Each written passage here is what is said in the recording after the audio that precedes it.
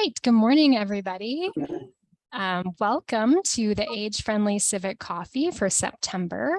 Super happy to be here, and we are doing our second ever hybrid event. And so some of us are physically at the Seattle Public Library, and some of us are online virtually, which you will see us here on screen.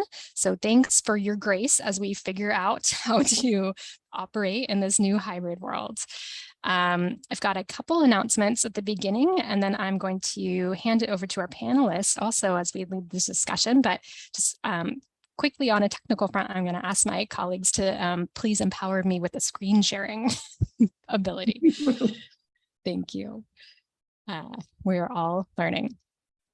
So I'm Dinah Stevens. I might look familiar to some of you. I am the Age-Friendly Program Manager. You can't see them, but some of my colleagues are also behind the scenes making this work. Eldad Makiria and Meg Wolf are really the engines who help to drive this event. So big thanks to them. And really happy to be having this discussion around art and older adults today. This is a topic that has come up as we've done our outreach, and we've heard from older adults that access to art is really important. So we're glad to be bringing this conversation live. So I'm going to see if I am able to share my screen. Here we are. Excellent. Bear with me one moment. Okay. So here we go. We are officially rolling. If I can start a slideshow. There we go. So as I mentioned, we are going to be discussing art and older adults today. And so I'm joined by panelists Mary Jane Connect from the Fry Museum, Akira Ohiso, artist and social worker from Sound Generations, and Kathleen Coyle, artist and instructor from Sound Generations as well.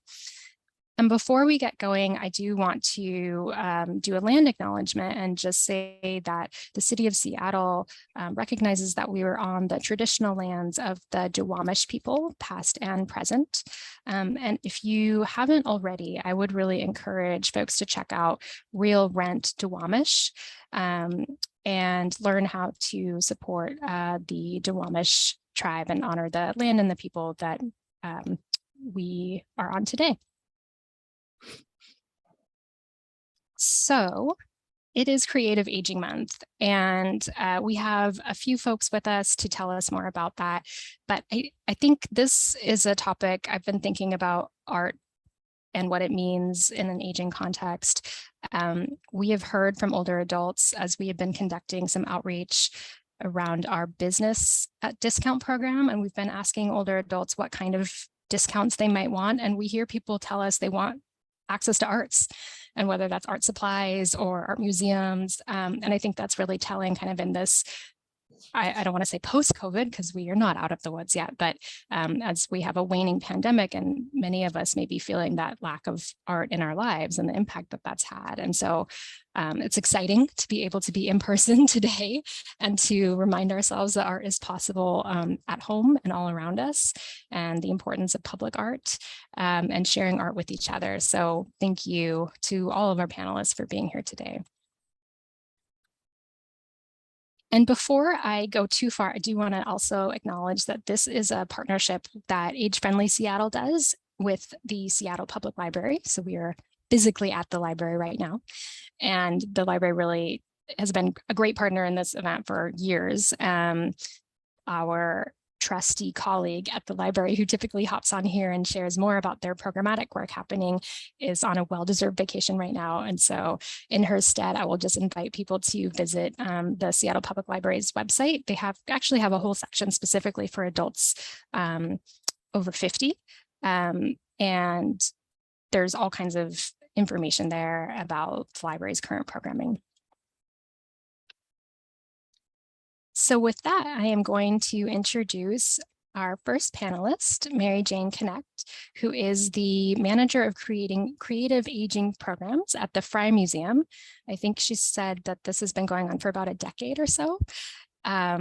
And she designs art engagement programs for older adults, including people living with dementia and also their families and their caregivers. And I'm really excited to hear what she's going to talk about today. I know she works with some of our colleagues in the Aging and Disability Services who are also committed to creating a more dementia-friendly environment, and the Fry Museum has been an amazing partner in that journey. And next, I'm going to introduce Akira Ohiso, who is a Seattle-based artist as well as a social worker working at Sound Generations. And his art, he focuses on digital applications. And truthfully, I do not yet know what that means. And so I'm sort of excited to learn as well a little bit more about how the digital and the analog interplay in his art. And last but not least, I'd like to introduce Kathleen Cole, who is a Seattle artist and teacher, also providing watercolor lessons, I believe, at Sound Generations, and working here in Seattle, where she has lived for many decades. And so I'm sure can talk to us about kind of how the city has evolved in the art space over that time. So with that, I'm going to take down our slides and just open it up for our conversation. So first I have to figure out how to do that. There we go. Okay. Let's see. I cannot get out of here. All right. Thanks everybody again for waiting through this with us.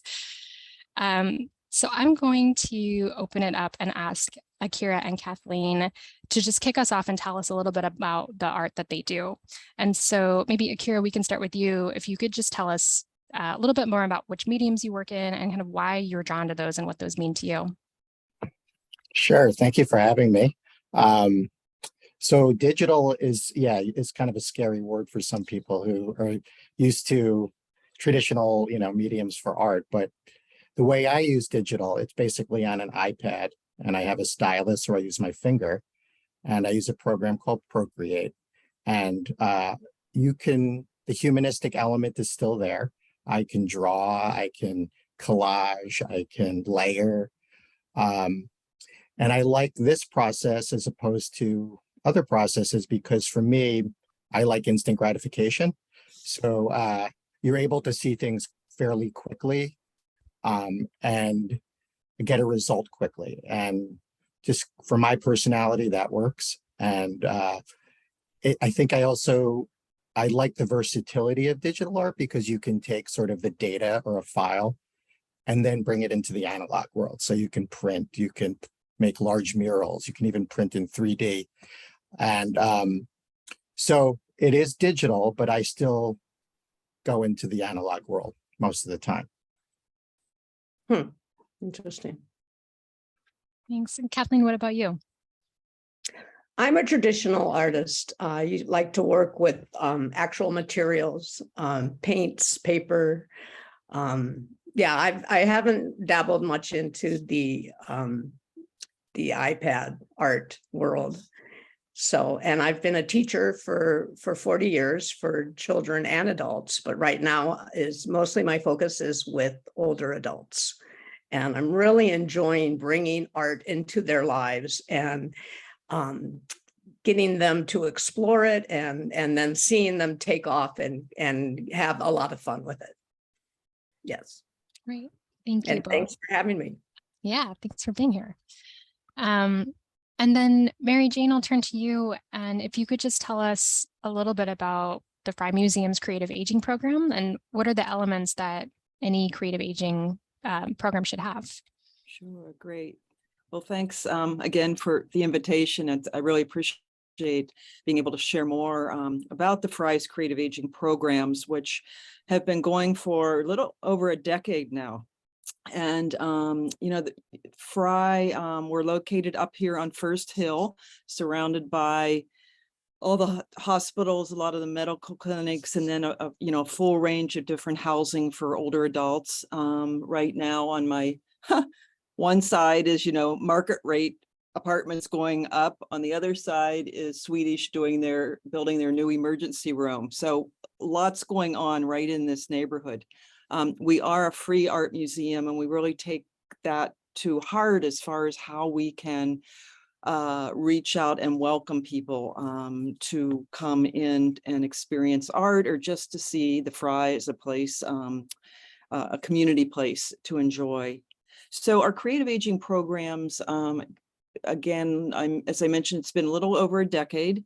And we offer programs, art discussions within the galleries. We also offer classes that involve hands-on art making with a teaching artist. We, pre-COVID, we're going out to care communities with a group of trained volunteers and working one-on-one with folks who are living with more progressed dementia who couldn't come into the museum to experience. And then we also, we do a monthly Alzheimer's Cafe, which is part of kind of an international movement. And we're doing that with UW Memory and Brain Wellness. Lastly, we offer public programs. This year we're taking a break, but for years we've done an annual creative aging conference, which brings together people from different disciplines, different life experiences to address a topic such as maybe like legacy, aging, making connections, that sort of thing. So in a nutshell, that's kind of the range of our programs. Let's see, the other question was, oh, what makes a successful creative aging program? You know, I really think it all begins with just building relationships and with individuals, with families, with healthcare workers, social workers, and then inviting people to be able to be in a supportive environment where there's not a sense of being intimidated by art. No expectations, just to be together and explore, talk about art, make art. A real, I think, successful element is to provide opportunities for people to make choices, because I think so often as people age, you know, other people take choices away from them, you know, and so we certainly provide that through creative expression with different art materials. And yeah, I think that the elements are, again, those were building trust, relationship, and it's just really beautiful to see both the person living with dementia and their care partner to really, respond to, I think, the respect and dignity that we bring. And I just really have to say it's very much an exchange. It's a wonderful, I feel so grateful to be able to be doing this work. Yeah. It's awesome. I have lots more questions for you, but we'll get to them.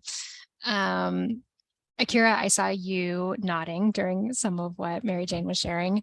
So I'm wondering if you can tell us from your experience, how do art and creativity help people age gracefully with dignity and with joy and have better and more fulfilling social engagement?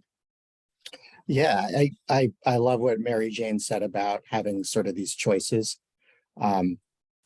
I think non-artists, when they see a blank piece of paper, it can be very intimidating, especially if there's other artists in the room who have more skills, or, a tree looks like a tree or something like that. Representation is something I think non-artists get kind of caught up with. And so just being able to let them, giving people permission to just create, I think goes a long way at, processing stress and maybe a different outcome than you expected. And I think cognitively, if there's, some issues cognitively, you can access long-term memory as opposed to short-term memory. You can you can prompt, hey, let's talk about childhood or something. And that just does wonders to a client for their well-being, sort of self-determination. And they also get to connect with others in a classroom. That idea of art as intimidating, both of you have mentioned that, and that really resonates. Like if you go into a museum, like what should you like? How should you behave? If you have a blank page, what should you do with it? So thanks for helping to break down those barriers for people of all ages, really. So Kathleen, can you kind of walk us through where you see us as standing in terms of really valuing and confirming the role of arts in the lives of older adults? Are we there yet, or is there more work to do? Oh, Kathleen, you're on mute. I think we need to make art accessible to everybody, and not intimidating. And I think it is for people that haven't had it in their lives. And I think we're going to find that more and more people don't have art in their lives. So then when they get older, so it's my job to give them the materials and tell them what they can do with them, and then tell them that they're going to make some mistakes, and that's okay. And let them, be comfortable with the media, and also make it non-competitive. We're not here to paint better than the person next to us or be the best in the class. We're here to express ourselves. Some people are going to have a better ability to do that than others. So my job is to help those that are having struggles to get comfortable with that. And my joy is, after a few times people come to class, they'll get their paints right out and they'll get right into it. And they've even brought a picture that they found during the week. And they're like, great, you've passed that threshold. You're not intimidated. And then the relationships start in the class. And that's wonderful, because people will communicate about what they're creating and how they got this, where they're going with this. And so I feel that it's a great thing for them to have in their lives. And it really doesn't cost a whole lot. You can make art affordable for lots of people. Mm-hmm. And so, yeah, I think it's important to get it out there. And places like community centers and libraries, those are great places for people to gather and create. I would like to see more of it happening in our city. Mm-hmm. Just out of curiosity, Kathleen, so you mentioned that a lot of times people come to your classes and maybe they don't have much art in their life, or that they recognize as art. What, just like ballpark percentage, how many folks do you think have never created art? Almost half of the people that I've worked with. Some of them have had art in their life, but I would say more than half come and they don't know. They're intimidated by the messy palette and they're not quite sure what to do with everything. And so, but what I have found, that other people in the class will kind of work with those new folks, because that's the way they are. It's not just for creating art. It's also for being in a community and breaking that isolation. And art is kind of a solitary thing, but it doesn't need to be that way. My classes are very active, and there's a lot of talking going on. And I like that. I think if someone wants it to be quiet, they can put their earpods in and listen to music while they create. So I find that people help each other, and also inspire each other with what they're painting. Someone comes in and is painting birds every single time, and other people see these great birds, and then they start painting birds, and then people bring in pictures of birds, and it's just wonderful to see that kind of stuff happening in a class. So yes. Did I answer your question? Yeah. I mean, it's sort of sad on the one hand to think that about half of people, and we're talking about older adults who have lived a lot of life without creating art. Yes, but on the other hand, it's inspiring to know that people are picking up a paintbrush in their older years, and like there's not it's never too late to give it a try. No, it's never too late. Yeah. Never. Mm-mm. And to jump in on this, I also think as an art, it's so, an artist leading the class, teaching the class is so important, because artists are more comfortable. I think artists are more comfortable, like with taking risks, or like trying something that you've never done before, or getting past maybe a frustration or something. And certainly I've seen in our programs here, our teaching artists just modeling, and then people feel really comfortable, and Right.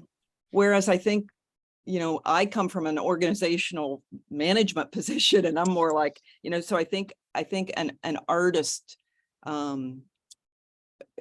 it's so important that it's an artist teaching, you know.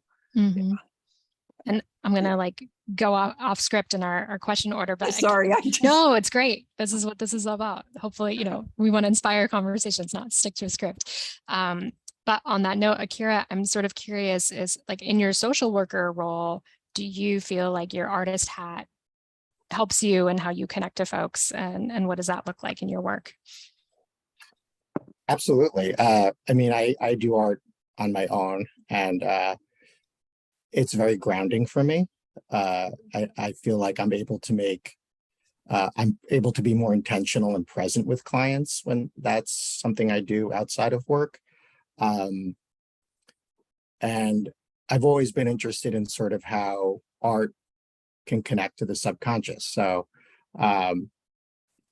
doing a doodle on a piece of paper, you know, it's connected to the brain. It's neurologically doing something. And I think that helps clients when they're doing art as well. I think there's definitely a medical piece to this, or, you know, a health piece to this that, you know, I don't know much about. I'm not a doctor, but I know that there's tons of research around this. And I think sort of what Mary Jane says, a lot of times when I work with clients, I'm just there where they are, wherever they are in their lives. I'm there to stand with them and try to move things forward a little, help them. So being present, I think, is a big part of it. Right. Thank you. Well, that's a great segue, I think, back to Mary Jane, and thinking about that kind of neurological connection as well. But first, I want to ask you, Mary Jane, you mentioned that the Frye Museum has programming not just for people experiencing dementia, but also for their families and care partners. And so what are some of the benefits of bringing art to care partners as well as people living with dementia? Yeah. Clearly, I mean, what just stands out all the time is just providing an opportunity for a person living with dementia and their care partner, whether a family member, spouse, a paid care partner, to come and they're coming together, but they're also having their own experience, you know. And so so often I will hear from people the response that it's so great to feel normal again, you know. And so I think, I mean, clearly the program is benefiting both. It's interesting too, because as much, you know, they're having a separate experience, they're also getting a break from each other, you know, which is just really critical. And so, yeah, I think that it's been really important for us to provide this program for both. And it's interesting because we do an evaluation with the first and the last class. It's a 6-session class for the art making and art discussion. You know, one thing that we do ask is, you know, is there any continued conversation after the class, you know? And it, you know, it really depends a lot on where the person is with, as far as the person living with dementia, where they're at with the disease. But so often what we hear is from the care partner that their loved one has sustained like a level of calm and joy, you know, and how much that means for the dynamic, for the dyad, you know, to have that. Yeah. Do you know if it's typical, or is it common for programs such as the ones that the Frye Museum offers to provide this benefit for care partners as well? Or are there projects around the country using this model? Yeah, there are. And I mean, we were certainly inspired by the Museum of Modern Art in New York. And they were the first museum that started doing an access program. And it was very much designed for both the person living with dementia and care partner. And I was fortunate to benefit. They got you know, New York is so supportive of philanthropy of the arts, and they got a big MetLife grant. And so I was able to go and study with them and kind of learn. And over the year, curiously, we were the only museum in the whole Pacific Northwest that that reached out to them for that support, and then come back and reshape the program to our much smaller museum, different collections, that sort of thing. But to be more direct in answering you, there's probably, well, pre-COVID, there were probably maybe between 20 and 30 museums around the country, and different kinds of museums as too, not just all art museums, where it was designed for both. Yeah. Mhm. Yeah. That's good to know. Well, thank you for taking the initiative to learn from people around the country. Bring it home.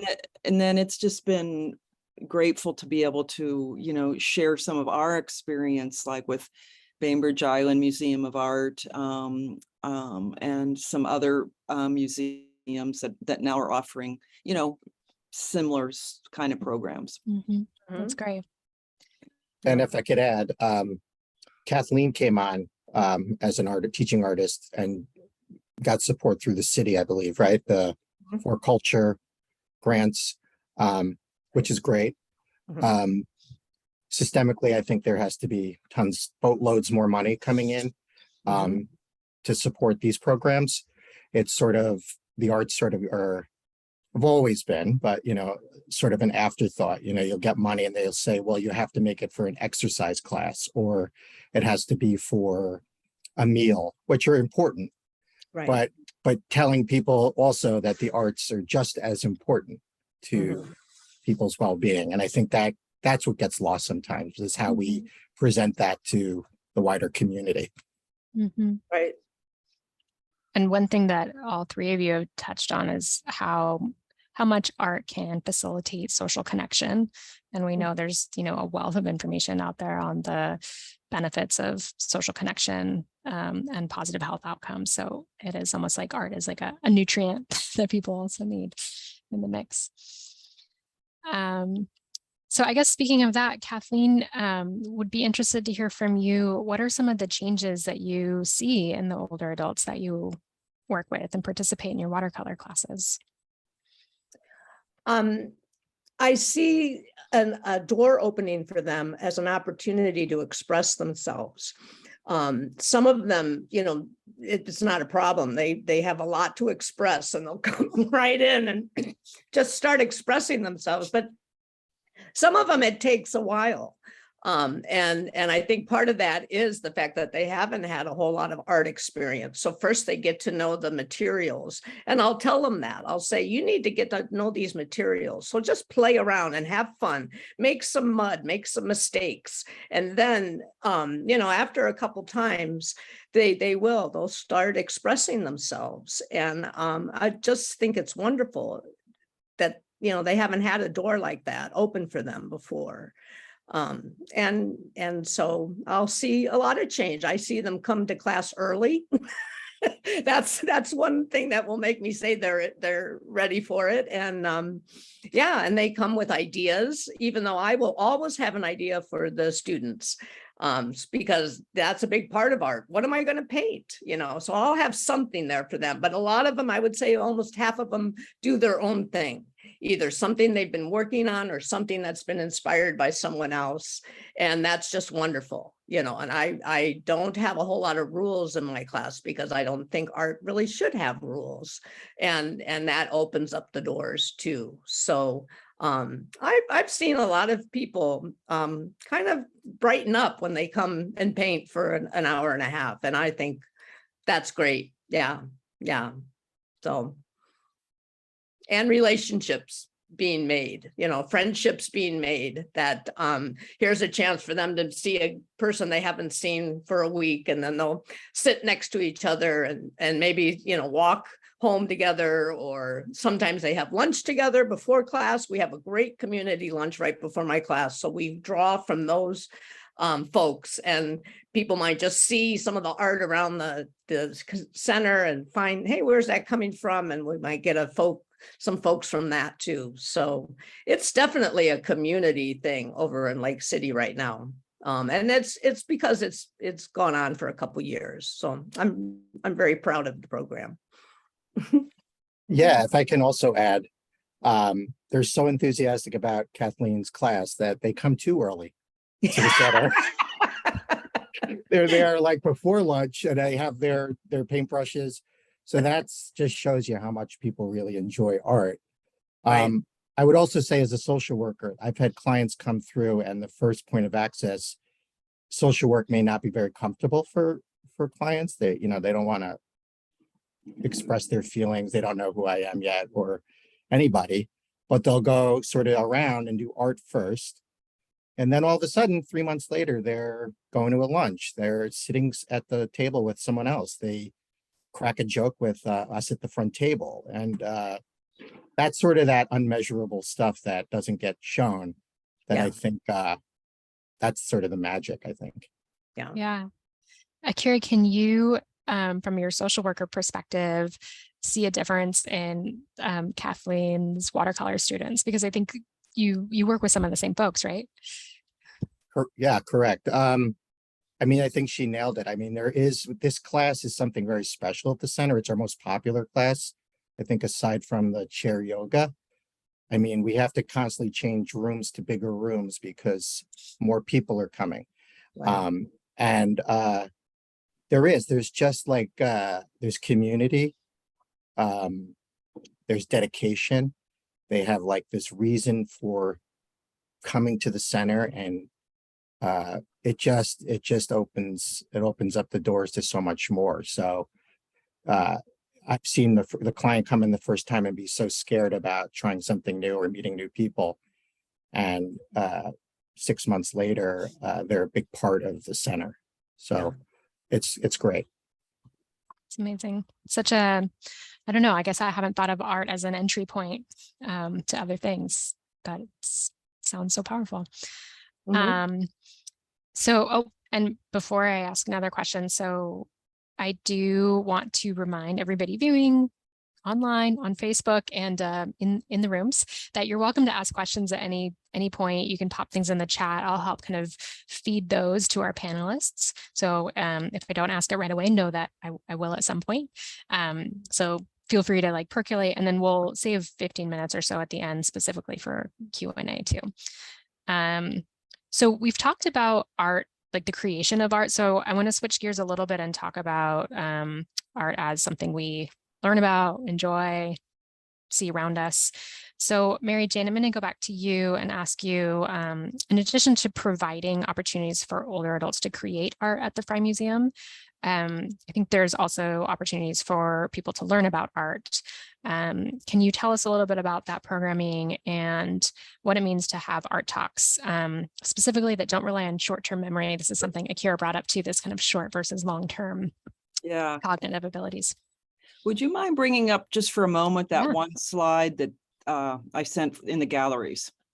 So that'll bring us all into kind of a space that we would have these discussions in. Yeah.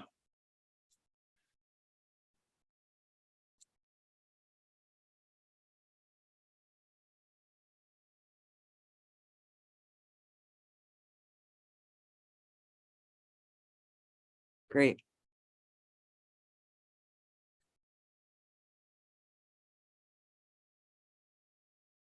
Yeah, is this the one you were thinking of? That's Mary it. Jane? Great. Okay, perfect. Yeah, thank you so much. Sure. Yeah, so this is a discussion around this work of art that was with a group of folks, again, folks living with dementia and their care partners. As you can see, we keep the group small and provide chairs. And what's interesting is we always begin with our teaching artist, our educator always begins with some quiet time. So we basically, it's really being together and honoring being in that space. And then after just some quiet time, our educator will ask, so, what do you see? And so you could take the slide down now if you like. I just wanted to kind of bring us there. And so it's very much an exchange where we're welcoming people, we're honoring being in the moment, and so there's no like, one is there's no need to have any prior art history experience. And the other is just feeling comfortable, which certainly, I mean, our educator just is really so warm and validating that people, it's really amazing how conversation will develop once that kind of welcoming, safe environment is created in a gallery space, which often, you know, if we said, can be very intimidating to folks. And so it's very much a conversation that is based on what people see, and then looking deeper and linking those people's comments. And so it's a group conversation. It's also acknowledging, you know, folks who are challenged speaking, you know, and so acknowledging people's body language, that sort of thing. And so it's amazing how we could spend anywhere between 20 and 30 minutes looking at one work of art. And it's always the conversation, and then the educator will tell more about the work, the artist, share that information, but we always begin from a place that we're all in that same place, and there's no need to know anything, have any experience. Yeah. It's really beautiful to experience that. Yeah. Yeah. And how often do how would people sign up for something like that or enjoy that? Well, right now, we're just resuming our programs back at the museum. And so actually that program, we are continuing virtual because we've gotten feedback from participants that they enjoy participating from the comfort of their home. We now have people from Boston, you know, Oh, we wow. have a couple who are from Seattle, but they spend the summer at their place in upstate New York, you know, and so the other thing, in addition to the comfort of the home, and the reality is that it's really kind of hard to get to First Hill and to find parking. And so we will be having parking again, but currently the museum does not have its own parking lot. And so that's really affected folks' easy access to the museum. We are doing the 6-session class that begins with a gallery experience, looking at a couple works of art, and then going up into our art studio with a teaching artist and having a creative experience that is loosely tied to what might be seen in the galleries. Again, experimenting with different materials, that sort of thing. Yeah. Yeah. One thing I wanted to circle back to too is just, you know, mentioning that the Fry is a free art museum, and these classes are free, and we're really committed to that, just knowing the financial challenges that families are faced caring for loved ones with dementia. And so we do work hard on raising money to be able to continue to offer those programs free.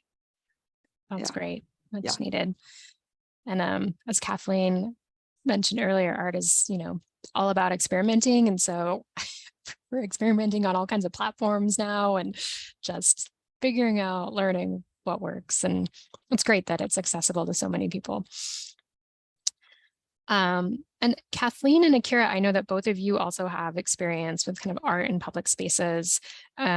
So Akira, I'll ask you first if you can tell us a little bit about the art installation you did in the Chinatown International District. I think it was this past spring.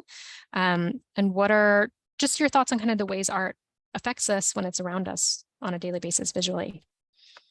Yeah, I was able to work with Seattle Office of Arts and Culture and the Maynard Alley Partnership, which is like a group of local residents and business owners in the CID who were trying to activate or revitalize the Maynard Alley, which has been neglected for a long time. So they were, you know, they thought of art as a way to have people start to gravitate back to that space.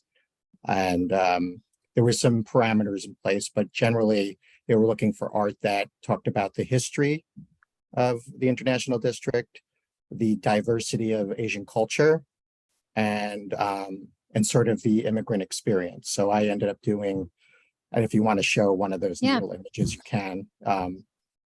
I did just, pretty standard noodle bowls of different cultures. But it was, yeah, that top one I think is good. That's the viaduct. This, Okay, so this is a digital rendering that I did on an iPad that ended up being translated into Paint. And I also worked with SDOT to help make that happen as well. But it kind of was speaking to the circuitous route of immigrants and the way the noodles were set up. They were sort of these stepping stones for people to go from one to the other. So there was some movement in it as well to experience it. And yeah, it was well received in the community, and they have held community events there and little parties, DJ things. And so I think that public art can be a way to address a community problem. I think it's a way for people who might not be experiencing art in their everyday life to see something creative and then reflect back on them what that might mean to them or their culture. So it's also, I think, like an identity and an educational piece as well. And just from like an economic standpoint, it drives, tourism and all these other things, that the capitalistic part of it, so which is still, there's sometimes that's important in areas to revitalize and bring revitalization to an area. So yeah, that was basically the project. cool. And do you want to say anything about the viaduct ones too while we have the slides up? Oh, yes. Again, I've been partnering with Office of Arts and Culture for a while, but this was when they were tearing down the viaduct and opening up the waterfront. So I had the opportunity to create sort of these sea life that's in the Puget Sound as these like moving flags. And it was just I was one of many artists who were brought on to sort of have an experience, talk about the story of the Puget Sound and where it's moving in the future to try to, with climate and environmental justice, all these types of things. So it was just a sort of subtle way to say that these are the fish that are sea life that's living it right next to you, but you don't know that they're there. And mostly the kids enjoyed it the most, I think. They kind of reacted to the art more than some adults who just kind of pass by it. The blinders on. Yeah. But who knows what we're drinking in, subconsciously when we walk around in a city filled with art. And Kathleen, you have been a part of an art installation that's currently going right now at the Cafe Klatch. Do you want to share a little bit about that work? Oh, Kathleen, you're on mute though. Happens. There we go. As an artist, I've shown my work in many places: coffee shops, hair salons, high-end stores downtown, libraries. And so as a teacher, I was comfortable going out in the community and finding a spot for our class to show their work. And so right now we have, I think, 21 works by 17 artists at Coffee Klatch, which is a wonderful little German coffee shop in Lake City. And this is one great thing about Seattle. There's lots of coffee shops and restaurants that hang local art. And as an artist, I love to hang my art in local public spaces rather than a gallery, because more people will see it. A gallery, someone has to go to the gallery to see it during their open hours, but a coffee shop, a library, people are there anyway, and it decorates that space. So I'm really happy that the Coffee Klatch in Lake City is so open to that, because it's really close to the community center. So a lot of people can go see their work. And I think it just puts it up one more level. It's not just to create art. It's not just to be involved in a process, but now we've framed it and we're putting it out there for others to see. And And I think they're very proud of it, and it's nice to see. It really is. So yeah, I encourage anybody that's in the area to go check out the exhibit. Their hours are a little strange, so you might want to call. But yeah, I really am a big fan of hanging art in public places. Yep. I'm definitely going to check it out. I know some of my colleagues are as well when we Yes. last spoke. Yeah. Yeah, there's some great art there. There really is. I was really pleased with this exhibit. Cool. Looking forward to it. Good. So Akira, you sort of alluded to art as having the ability to tell a story. And so maybe in your case, it was sort of the history of people or the story of an ecosystem. And I'm going to turn it to Mary Jane and ask, how do you all at the Frye Museum kind of tell the story of why this kind of programming is important? There's all kinds of stories about the impacts of art and individuals. But what's a good approach to telling the story for how arts and aging are related to decision makers, policymakers, funders, all those audiences? Yeah. Well, what comes to mind most immediate is we actually had an exhibition here at the Frye called Art on the Mind, 10 Years of Creative Aging. And it shared the stories and the work of art of participants. It was really gratifying to see how many people just were really exposed for the first time of the possibilities of creative engagement. Because I think typically people, all they see is like loss. All they see is like the disease for a person living with dementia. And I think that this exhibition really was one of, really exposed the general public. And I was fortunate that it opened just, it's kind of weird timing because of COVID and stuff, but we actually ended up having it on for quite a long time. And then on our website now we have some on our blog, which has some information, images, that sort of thing, stories from that exhibition. And so to me, that's kind of the most, close way we've told the story. I mean, certainly we are trying to tell the story more to funders. And part of what has helped with that, there was a study conducted by University of Washington on the looking at the Here Now program, which is the program for talking about art, 6-week session. And so that, quite honestly, it was very challenging for us to take on that study. But in the long run, it was really important because it really helped us to kind of be able to ultimately tell a much bigger story. The study ended up being published internationally, and the lead doctor on the study went to conferences around in London and in the US, and I was able to speak about it. So that really helped. And there was something about the validity of a medical study. Now, what is constantly challenged is, the measurables, and what really tells the story, tells it are the personal stories,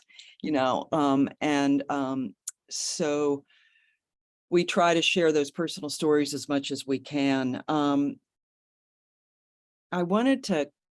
I just quickly share? I wanted to share, this was some testimony that was in the exhibition. And this is from an older sister who Julia and Mary Beth Blackburn participated in our pilot program. We began all of this with a pilot program, a 3-month pilot program back in 2010. And what was beautiful they participated in the pilot, and then they have continued over the years in all our various programs. Most recently at the care community where Julia was living, because she had to now be cared for at a care community, and we took our Bridges program there. But I just wanted to share with you what Mary Beth wrote. My older sister Julia has Lewy body dementia. Folks with this diagnosis exhibit fluctuating states of cognition. Care partners such as myself often break these down into 3 states: good times, bad times, and show times. My sister Julia and I have discovered a 4th state of being. We call it fry time. Fry time happens whenever we participate in a fry program, whether it's the gallery discussion tours or a morning of meet me at the movies. The hallmark of fry time is a sense that Louie has taken a break, stepped aside for a little while so that we can just be ourselves. 2 sisters enjoying each other's company. These sessions bring up shared memories and often lead to a deeper conversation about our shared past. In the relaxed open space of fry time, my sister's words come a little easier. Her thoughts link to one another in a smooth braid. For that time, Louie is quiet and Julia speaks again. Fry time has been an integral part of our dementia journey, a bright light on a sometimes dark and difficult path. So, yeah, anyway, that's a sharing those kinds of stories, I think, say more than demographics and all those kind of facts and figures. But of course, it's, you know, there's a lot, you know, we're trying to make a cultural change here. We're trying to bring respect and dignity to people living with dementia in a culture where there's so much fear about dementia. But we, you know, start, and hopefully that'll, those changes will be happening. One family at a time, one story at a time, one kid at a time who saw the exhibition, that sort of thing. Yeah. Kind of rambling response. No, it gave me time to collect myself. That was very powerful. Thank you for sharing. And I guess I'll ask Kathleen and Akira a similar question, which is, are there 1 or 2 folks that stand out in your mind who have benefited from incorporating art into their lives?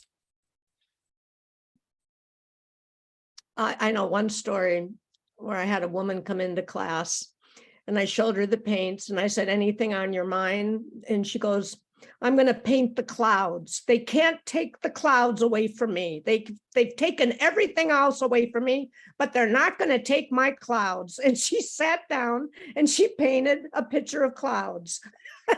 And I thought that was so strong. And she came in with that feeling, and I could tell something happened to her, that she was riled up. But I thought, well, good for you for channeling this and sitting right down and painting those clouds. And she painted those clouds. I never saw her again.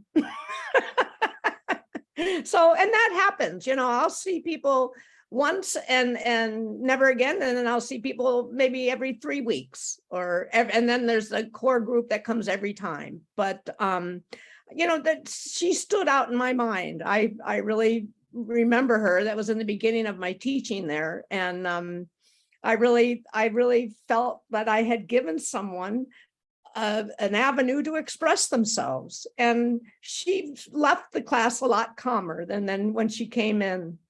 So yeah, that story stood out.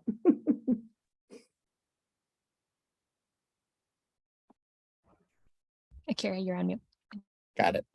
Sorry about that. There's many examples. One that sticks out to me is a client who sometimes has difficult interpersonal relationships for a variety of reasons. Some of them are health reasons, just a combination of things. But this client sometimes is sort of maligned in the community. And when this client goes into the watercolor class, you just see a noticeable difference in their anxiety. Their energy kind of calms down. And they get really grounded and they're quiet and they're just really connecting with themselves as opposed to stimulus and all these things happening. So just that simple experience, I mean, I think is a respite from some of the stuff they're struggling with. And that to me is amazing. So, yeah. And I would also say just that overall, the clients in those classes are just, they come out of those classes and we do it on a Friday and it ends at like 3 o'clock and they go into the weekend like with this momentum of when they leave the doors on that from the center, there's just this happiness and energy that they take with them. So, yeah. It's perfect timing. And that sort of like carryover effect, Mary Jane, you mentioned that too, conversations spilling over outside of class. Yeah, it's not just a 1 hour course. So I'm going to ask all three of you a few more questions, and I've seen a couple questions also come through in the chat. And so I'll ask my colleagues to feel free to pass me any more notes and I can relay those to you. So first I want to ask, how has COVID-19 impacted the scope of your work? I'm sure it has.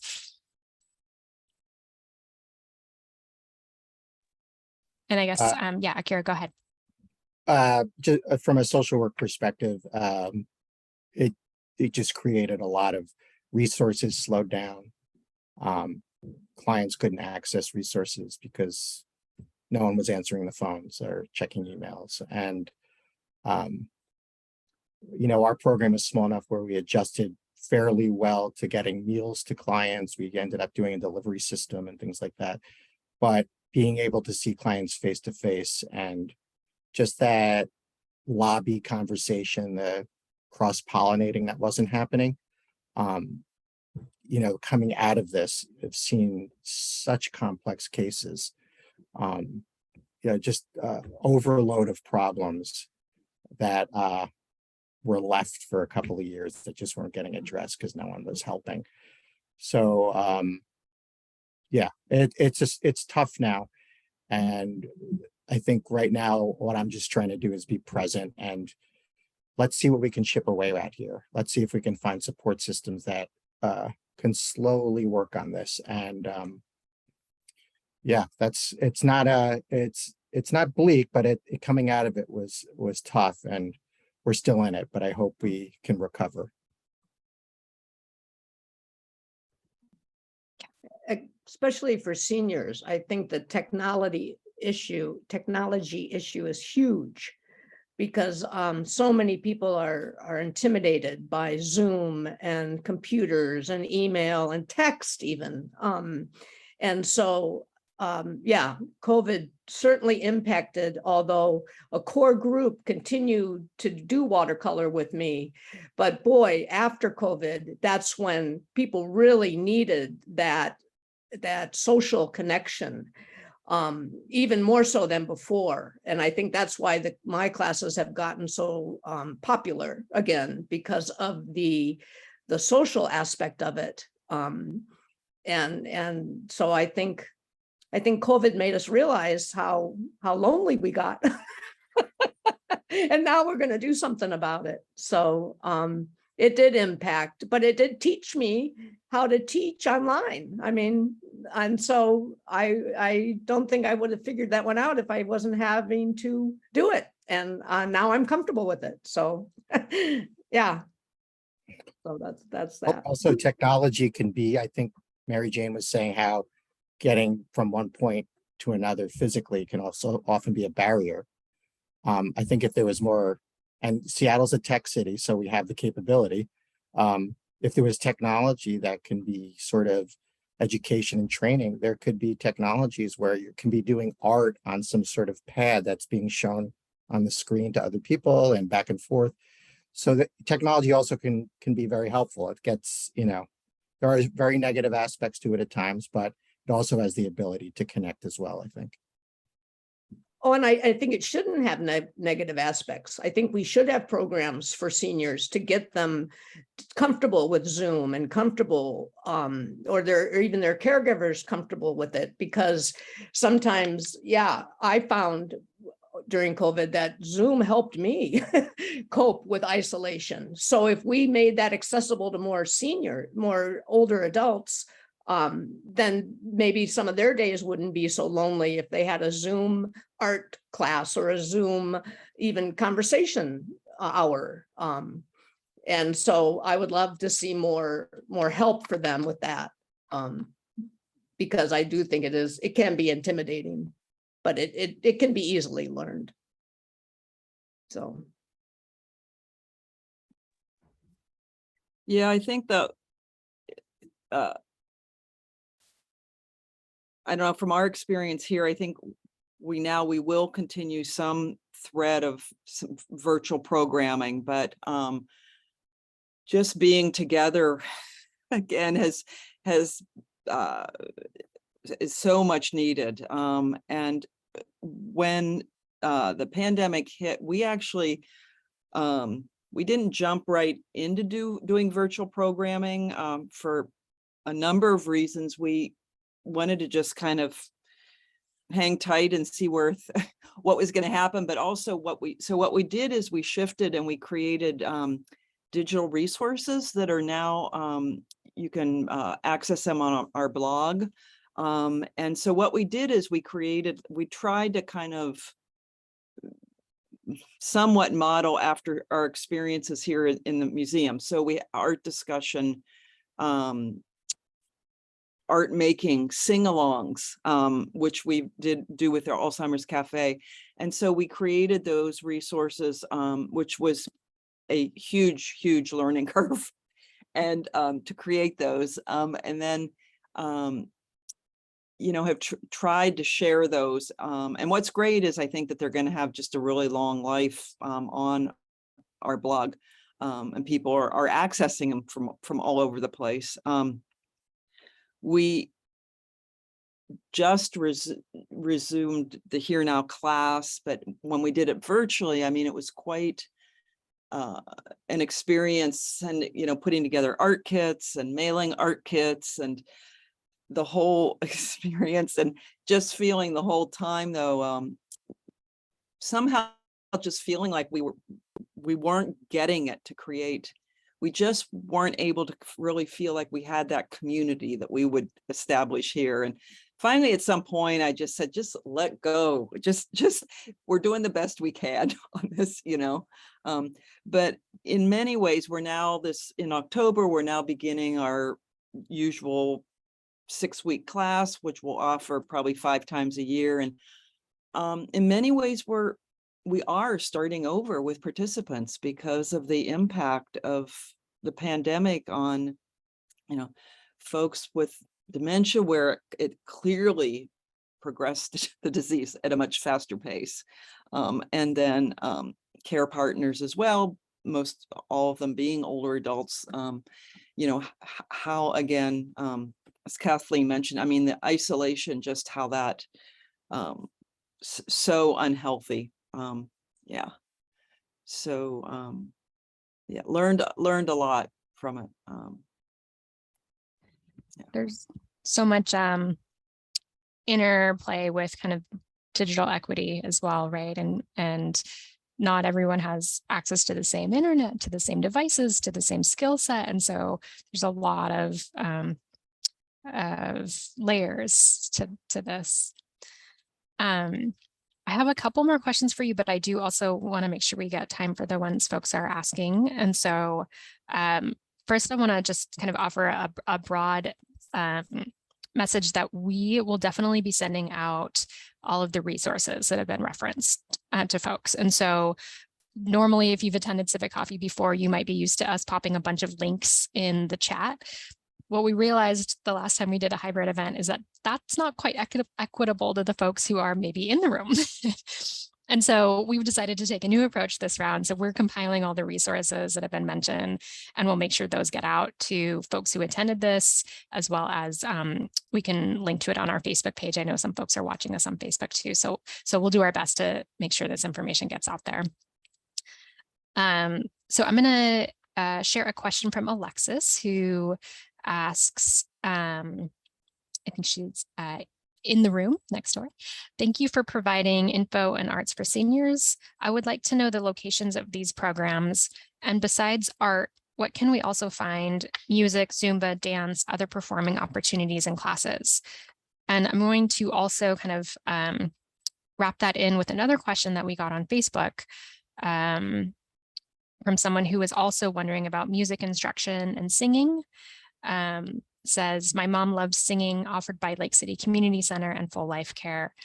And there's a two-part to that question, so we'll come back to the second part later. So first, I'll invite you to share where people can access these and kind of what other, I know online Zumba saved me during COVID, but what other arts, broadly speaking, opportunities might be available to folks? For the dementia community, I would encourage folks to access the Momentia website, Momentia Seattle.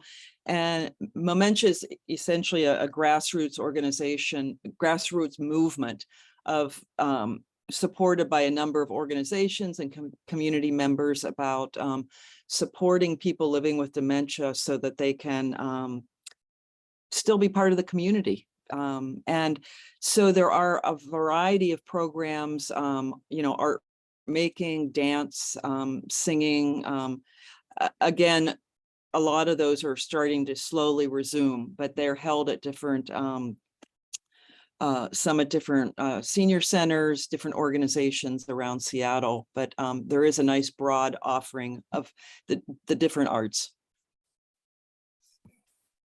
Yeah, we're actually one of the sites that does the Momentia.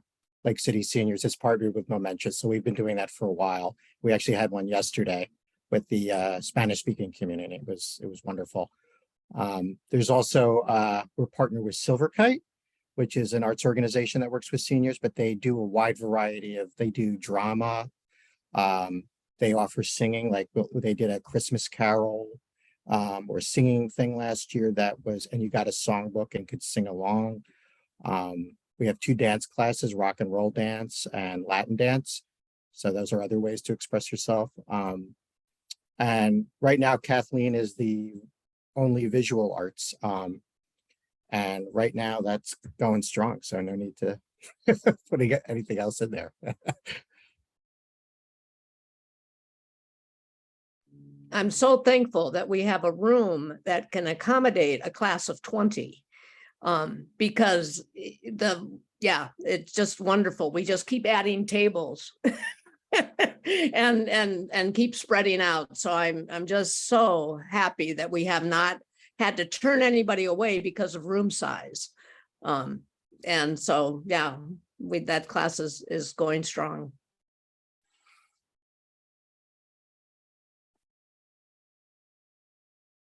There. Today we've talked a lot about the visual arts, of course, but arts is a really big umbrella, right? And so music, theater, dance, so much falls under that big umbrella of arts. And so I think when we send out our resources, we'll try to include some resources for things that are not just visual arts for, people are interested in a range of stuff. And there's all kinds of data showing the benefits of music and singing as well when it comes to decreasing social isolation and improving health. And some cities around the world have really made a commitment to bringing those programs to older adults. So I'm going to ask the second part of one of the questions we received, and I don't know the answer to this, but I'm curious if any of you do, and if not, we will certainly find the answer and get back to folks. How about offering art classes at Seattle Senior Housing SHA? I believe most available community. So I'll throw that to you all and see what you know. So we do have clients who live in the SHA buildings up in the Lake City area, and we've done a couple of outreach art programs in the past. I think in order for it to be sustainable, there has to be sort of this long-term commitment to it. And not to call out the city or anything, but just, the city operates. I mean, it was a challenge to partner with Seattle Housing in some ways, to just someone who could be a point person and funding. And just so if there was something more policy in place or some programming that could address that, I think it would go a long way to bringing that into it's completely capable. We could do that. Just a matter of dedicating budget to that, and then hiring staff and have an art education coordinator or something, and go in and do that.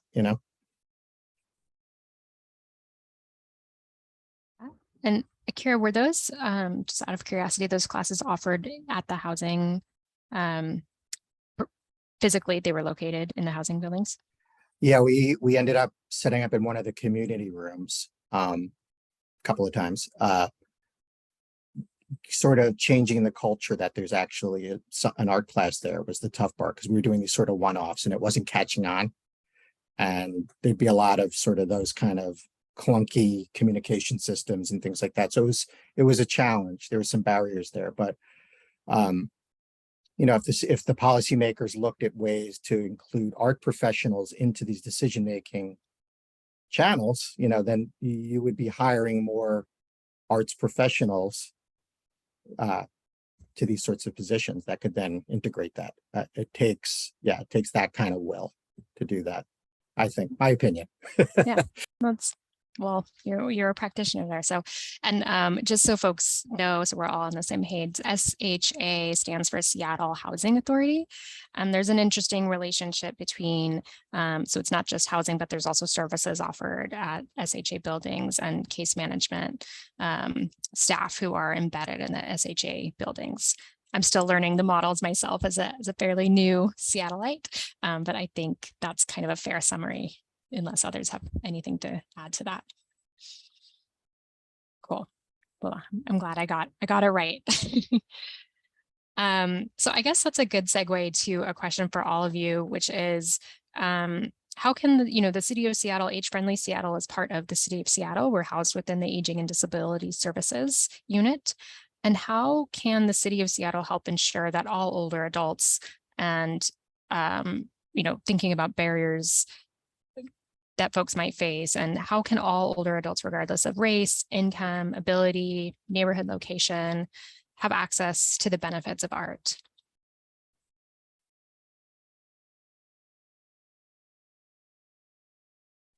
I think what is really, really well needed is as Akira said, professional artists, is to be able to support artists so that they can actually go to a variety of organizations, housing situations, communities, that sort of thing, where artists can actually make a living and do, be out there in the community, because the teaching artists that I've known are really putting together a lot of different pieces, and it's really challenging, and I think also providing training, this is happening certainly in communities like in New York, and so I think really investing in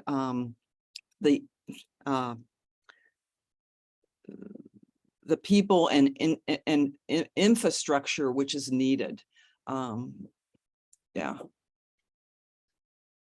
that's one thing that really comes to mind to me as we try to build a teaching roster here at the Fry. Yeah,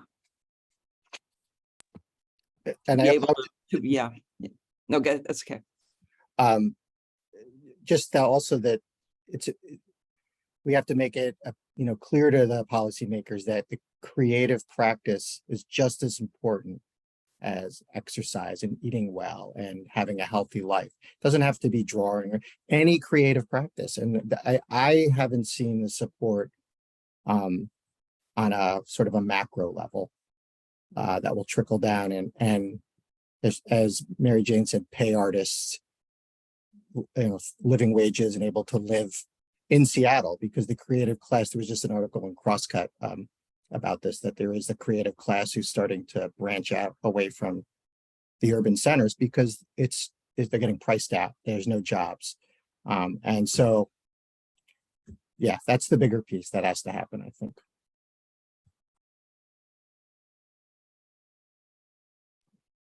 Kathleen, do you have any thoughts on what the city can do?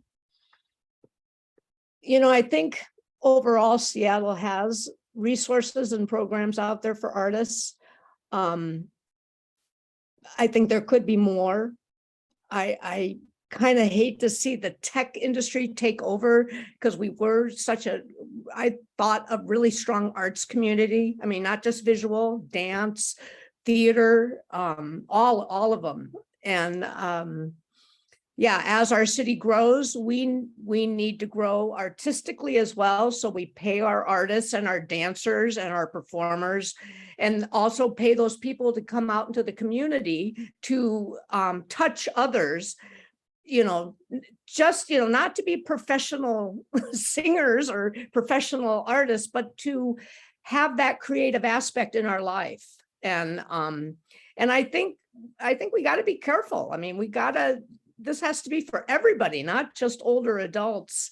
And I think as we grow up, we're going to find a lot of older adults that are going to be really afraid of watercolor and ink and pencil. and they're going to need that in their lives, because it does help calm the brain and put things in perspective. So, yeah, I think the city has a lot of great resources, and hopefully we'll keep tapping into them, and we will keep supporting our artists and supporting these programs, so that overall we're a thriving community and healthy, because I do believe that creating visual art, singing, dancing, improv, those are all really healthy things to take part in, to kind of get out of your life.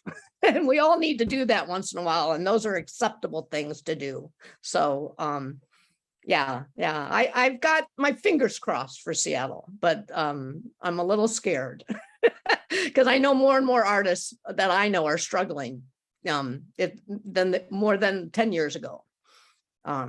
So yeah, we've got to keep it going. We've got to keep our programs at the Fry going. And I think community centers and libraries are great resources, and hopefully those can be centers for arts and free programs. I really think it's great that the program I'm offering is no cost. And that makes it accessible to all. And some people could afford this class, and they even make contributions and bring supplies and bring their paints, and that's great. But I want it accessible to all. And that makes a really eclectic group, and that makes a really fun community in my mind. So Thank you. You're welcome. So we're winding down on time. So if folks on the various platforms you're watching this, if you have any last questions, feel free to pop them in the chat or type them, or give them to colleagues around the room.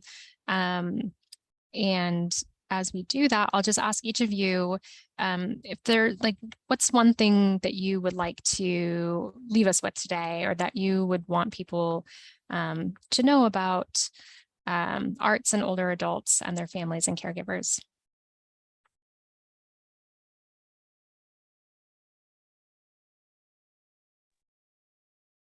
I would just say that it's so important to, and overall, with all the programs that we offer, it's just as integral a part as any physical exercise or educational trainings or anything. It's just so important, because it sort of gets people outside of their rational brain and allows them to explore, and there's potential there. And I think everyone having some sort of creative process or trying something creative is going to work wonders for society.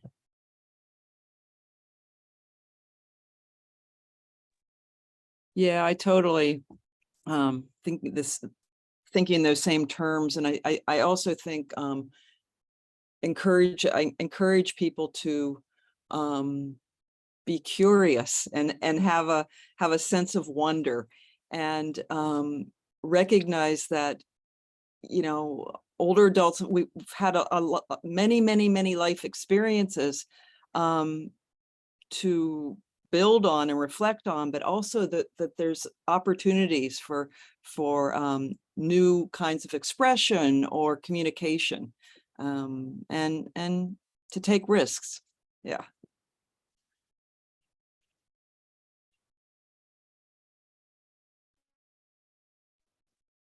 Kathleen, anything you want to leave us with? Well, I think, you know, it takes a lot for an older adult to try something new. You know, I think they're set in their ways, and I applaud them to break out and to try something new. And a lot of times when I comment in class, someone will say, well, I made a mistake, or this isn't coming out right, or I don't know how to draw. And I'll say, you know, that's the first thing that you gotta work on, is not say those little messages to yourself, and maybe change them, like, I'm a great artist, or see what happens. You never know. And so, but I'm realizing that those are the folks I'm working with. They're coming in with this baggage of, you know, maybe, you know, I had one woman tell me that she had the worst art teacher in her past that told her she couldn't paint, she couldn't draw, she should give up now. And I go, you're kidding. Oh, that makes me so angry that that person was even in that profession, you know? And then here's this person that's carrying this with her for what, 60 years. This happened when she was 8 or 9. Oh my goodness. And I said, well, that's, you know, I'm so sorry that happened to you, and erase that right now and try a new message. So, and that's not easy to do. But I think given a little exercise and a few materials, they'll work it out. And before they know it, they'll realize that those were bad messages and they really can do something. So yeah, I think we got to give people's opportunity, and we got to give them a pat on the back for trying something new. That's great. I think what I'm taking away from this conversation is, for one, the importance of breaking down barriers to accessing art, whether that's this intimidation factor, or whether that's lack of funding and resources, or transportation barriers, or digital equity issues, and thinking about how we can reduce those to make more art more accessible to more folks. But what really struck me with all three of you speaking was the connection between art and social connectivity, and art as a powerful tool for feeling grounded and calm in what can sometimes be a chaotic world. And so thank you, each of you, for the work that you do every day and for being part of this panel. It's really been a pleasure to speak with you. So we really appreciate your time. So I'll wrap us up here, and I have saved just the last couple of minutes for a few more announcements, but big thank you to all three of you. Really appreciate it. Thank you. You're welcome. Thank you. So I'm going to just share my screen one last time for some of these announcements and resources. We're experimenting again with how we do these. So I did want to remind everybody about the Community Living Connections resource. And this is a great one-stop shop for folks who are older, people with disabilities, as well as caregivers and family members and professionals to call and get access and get connected to all the many community resources and service options that are available in Seattle, and I believe actually in King County more broadly. And then I also wanted to flag that I mentioned this in the very beginning of our conversation today, that Age Friendly Seattle was doing some work around recruiting businesses to join our discount directory. And so this is called the Gold Card and the Flash Card for folks who are 60 and older, or folks who are between 18 and 59 with a disability, where you can access discounts all around the city. And so we encourage you to email us to get your gold card. And also, if you are a business or you're connected to a business or an entertainment establishment, we encourage you to sign up and offer a discount to make everything more accessible to older adults. But in the context of our conversation, we would love to encourage more entertainment, arts and entertainment related businesses and organizations to join this discount directory so that folks have more access to them. And finally, I will try to leave us today with a little video, which may or may not be successful. I might need to recruit some technical help over here. So Age Friendly Seattle is super happy to be partnering with Parks and Recreation. And so we are helping to relaunch the Sound Steps walking program. And so speaking of social connectivity, this is a regular walking program that was really popular pre-COVID and is getting off the ground now post-COVID. It's volunteer run by older adults in general, and they take place in neighborhoods all around Seattle. And so we're having a big relaunch kickoff on October 28th, and the theme is a family reunion. And so this kind of harkens back to some things you all mentioned too, the importance of just getting together, seeing some familiar faces as well as new faces to join the kickoff. And so Parks and Rec made a very adorable video about this program, and I am going to do my best to share. We shall see. Let's see. Well, you know what, this may be a resource that's better emailed out rather than forcing everyone to struggle through this with me. So I think I'll end there. We'll include the link in our follow-up materials and on our Facebook page. So that's your teaser for the Parks and Rec video. But again, big thank you to our panelists. I really enjoyed this conversation, and I feel inspired, so I hope others do as well. Take care, everybody, and we'll see you next month.